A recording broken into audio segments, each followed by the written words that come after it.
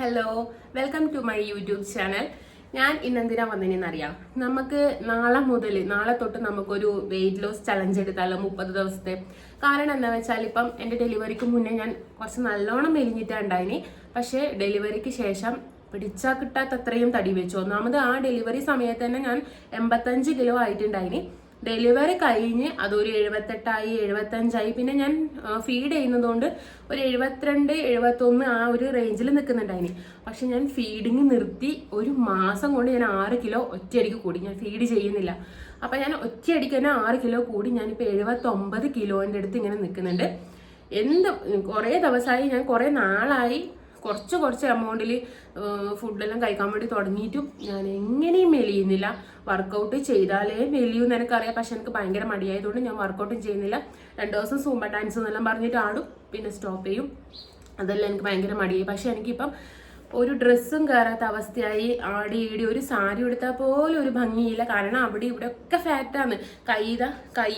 കൈയായാലും പുറവും നമ്മുടെ ഇങ്ങനത്തെ ഹിപ്പിന്റെ സൈഡിലും ഇല്ല, മൊത്തത്തിൽ ഫാറ്റാണ്. ഒരു ഭംഗിയുമില്ല. എന്തിട്ടാലും പാമ്പ് ഇരവിഴങ്ങിയ പോലെ ഇങ്ങനെയുണ്ട് എന്നെ കാണാൻ വേണ്ടിയിട്ട്. അപ്പം ഞാൻ തീരുമാനിച്ചു മെലിഞ്ഞേ പറ്റൂ. നിങ്ങൾ എൻ്റെ ഒന്നിച്ച് മെലിയാൻ വേണ്ടിയിട്ട് കൂടുന്നു ഞാൻ വിചാരിക്കുന്നു. നമുക്ക് 30 ദിവസത്തെ ചലഞ്ച് സ്റ്റാർട്ട് ചെയ്യാം. നാളെ മുതൽ സ്റ്റാർട്ട് ചെയ്യാം. അതിന് ഞാൻ കുറച്ച് കാര്യങ്ങളെല്ലാം എഴുതിയെടുത്തിട്ടുണ്ട്. കുറേ ഞാൻ വീഡിയോസ് എല്ലാം നോക്കി അതിൽ നിന്ന് നമുക്ക് ചെയ്യാൻ പറ്റുന്ന കാര്യങ്ങൾ മാത്രമാണ് ഞാൻ എടുത്തിട്ടുള്ളത്.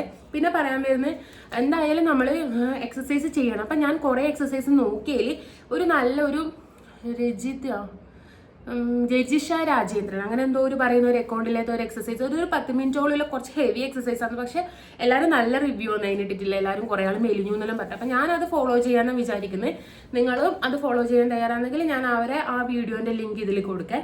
പിന്നെ രാവിലെ എണീറ്റ പാടും കഴിക്കാൻ പറയുന്നവർ ഗ്രീൻ ടീയോ നമ്മൾ കട്ടൻ ചായയോ അങ്ങനെ എന്തെങ്കിലും കുടിക്കാൻ പാടില്ല. മറ്റുള്ള ചായകളിലെല്ലാം കലോറി കൂടുതലാണെന്നാണ് പറയുന്നത്.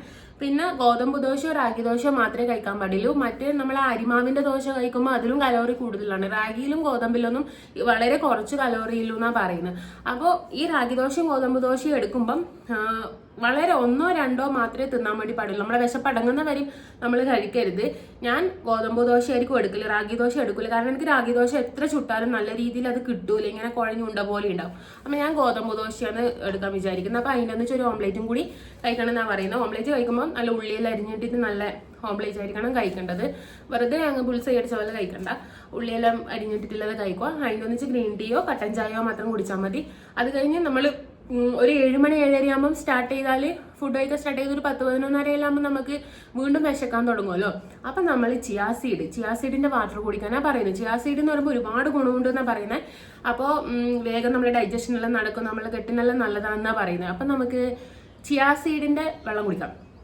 അതിപ്പോൾ സ്മൂത്തി ആക്കി കുടിക്കുന്നവരുണ്ട്, അല്ലാണ്ട് വെറും വാട്ടറിൽ മാത്രം 30 മിനിറ്റ് കുതിർത്ത് വെച്ചിട്ട് കുടിക്കുന്നവരുണ്ട്. നമുക്ക് ഇഷ്ടമുള്ളതുപോലെ ചെയ്യാം കേട്ടോ. പക്ഷേങ്കിൽ ചിയാസീഡ് കഴിച്ചിട്ട് ഒരുപാടൊക്കെ അപകടമെല്ലാം സംഭവിച്ചു വരുന്നില്ല. അത് നമ്മൾ ശ്രദ്ധിക്കാണ്ട് കഴിക്കുന്നുണ്ടാണെന്നാണ് പറയപ്പെടുന്നത്. കാരണം ഡ്രൈ ആയിട്ട് ഒരിക്കലും ചിയാസീഡ് കഴിക്കരുത്. അത് വെള്ളത്തിലിടുമ്പോൾ അത് വികസിക്കൂലേ. ആ വികസനം നമ്മൾ ഡ്രൈ ആയിട്ട് കഴിച്ചത് സംഭവിക്കും. നമ്മളെ ഈ തൊണ്ടയിലും കുടലിലെല്ലാം അത് ആടുന്ന് വികസിച്ചിട്ട് പണി കിട്ടും. അപ്പോൾ നമ്മൾ എപ്പോഴും വെള്ളത്തിൽ കുതിർത്ത് വെച്ചിട്ടല്ലേ ഇത് കഴിക്കാൻ വേണ്ടി പാടില്ല. മിനിമം ഒരു 30 മിനിറ്റ് എങ്കിലും കുതിർത്ത് വെക്കണം എന്നാണ് പറയുന്നത്. അങ്ങനെ ആ വെള്ളം കുടിക്കാൻ പാടില്ല. അത് നല്ലോണം ശ്രദ്ധിക്കണം ചിയാസീഡിന്റെ വാട്ടർ. അപ്പോൾ അത് കുടിച്ചു കഴിഞ്ഞാൽ നമ്മൾ ഒരു ഉച്ചക്ക് 1 മണിയൊക്കെ ആകുമ്പോൾ നമുക്ക് നമ്മളെ ലഞ്ച് ഉച്ചഭക്ഷണം കഴിക്കാം. അതൊന്നും പറയുന്നത് ഒരുപാട് എടുക്കാൻ വേണ്ടി പാടില്ലേ. കുറച്ച് വളരെ ഒരു കപ്പിൽ ചോറ്, ഒരു ഇച്ചിരിയിലെ ചെറിയ കപ്പ്, വലിയ കപ്പ് എന്ന് പറഞ്ഞിട്ട് വലിയ ഇത്രയിലെ ബോണിയൊന്നും എടുത്തിട്ട് കപ്പാക്കരുത്. ഇത്രയിലെ കപ്പിൽ കുറച്ച് ചോറ് എടുക്കുക. അതുപോലെ അതേ ക്വാണ്ടിറ്റിയിൽ തന്നെ നമ്മൾ കറികളും എടുക്കുക. കൂടുതലായിട്ട് ഇലക്കറികൾ, ഫിഷ് അതെല്ലാം എടുക്കണം എന്നാണ് പറയുന്നത്. എനിക്കിവിടെ ഫിഷെല്ലാം കിട്ടാൻ ഭയങ്കര ബുദ്ധിമുട്ടാണ്. ചിക്കനെല്ലാം നമ്മൾ ഫ്രൈ ചെയ്ത ചിക്കനൊന്നും കഴിച്ചിട്ട് കാര്യമില്ല. അല്ലാണ്ട് വേവിച്ച ചിക്കനെല്ലാം എടുത്ത് കഴിക്കാൻ ശ്രമിക്കുക. അപ്പോൾ ഉച്ചക്കത്തെ അങ്ങനെ പോയാൽ വൈകുന്നേരം നമുക്ക് സാലഡ് കഴിക്കാം. വൈകുന്നേരം സാലഡും കഴിച്ച് കഴിഞ്ഞ് ചായ ഒഴിവാക്കുക. മാക്സിമം നമ്മൾ ഷുഗർ കട്ടാണ് ഇന്ന് മുതൽ നമുക്ക് ഷുഗർ കട്ട് തുടങ്ങും. നാളെ മുതലാണ് എക്സസൈസ് എല്ലാം ഞാൻ തുടങ്ങൂലൂ.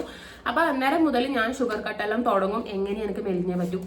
അപ്പോൾ വൈകുന്നേരം നമ്മൾ സാലഡ് കഴിച്ച് കഴിഞ്ഞാൽ രാത്രി ആകുമ്പോൾ ഒരു 8 മണിക്ക് മുന്നേ തന്നെ നമ്മൾ ഫുഡ് കഴിച്ചിട്ടുണ്ടാവണം. അതിനുശേഷം ഫുഡ് കഴിക്കരുത്.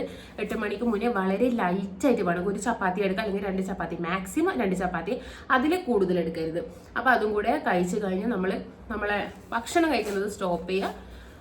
കടന്നുറങ്ങുന്നവർക്ക് ഉറങ്ങും. എങ്ങനെയും ഒരു 9 മണിക്ക് മുന്നേ, ഒരു 9-10 മണിയെല്ലാകുമ്പം കിടന്നു. അതാകുമ്പോൾ നമ്മളെ ഉറക്കവും നല്ല രീതിയിൽ കിട്ടും. പിറ്റേ ദിവസം അതിന് ഉള്ളിൽ നമ്മൾ നല്ലോണം എക്സസൈസും, മാക്സിമം ഒരു 30 മിനിറ്റ് നടക്കാനെങ്കിലും ശ്രമിക്കുക. എക്സസൈസ് ചെയ്യാൻ പറ്റാത്തവരാണെങ്കിലും ഒരു 30 മിനിറ്റ് എക്സസൈസ് എങ്കിലും ചെയ്യാം. അപ്പോൾ നമുക്ക് നാളെ മുതൽ നമ്മൾ 13 ഡേയ്സ് വെയിറ്റ് ലോസ് ചലഞ്ച് തുടങ്ങാം. ഞാൻ നാളെ വൈകുന്നേരമായിരിക്കും വീഡിയോ ഇടൽ ഞാൻ സ്റ്റാർട്ട് ചെയ്തിട്ട്. അപ്പോൾ ഈ പറഞ്ഞതെല്ലാം വെച്ചിട്ട് നിങ്ങൾ സ്റ്റാർട്ട് ചെയ്യുക. വൈകുന്നേരം എൻ്റെ വീഡിയോ കാണുമ്പോൾ നിങ്ങൾ അതിൻ്റെ ഒന്നിച്ച് ജോയിൻ ചെയ്യുക. എല്ലാവരും എൻ്റെ ചാനൽ സബ്സ്ക്രൈബ് ചെയ്യാനും ലൈക്ക് ചെയ്യാനും ഷെയർ ചെയ്യാനും മറക്കരുത്. താങ്ക്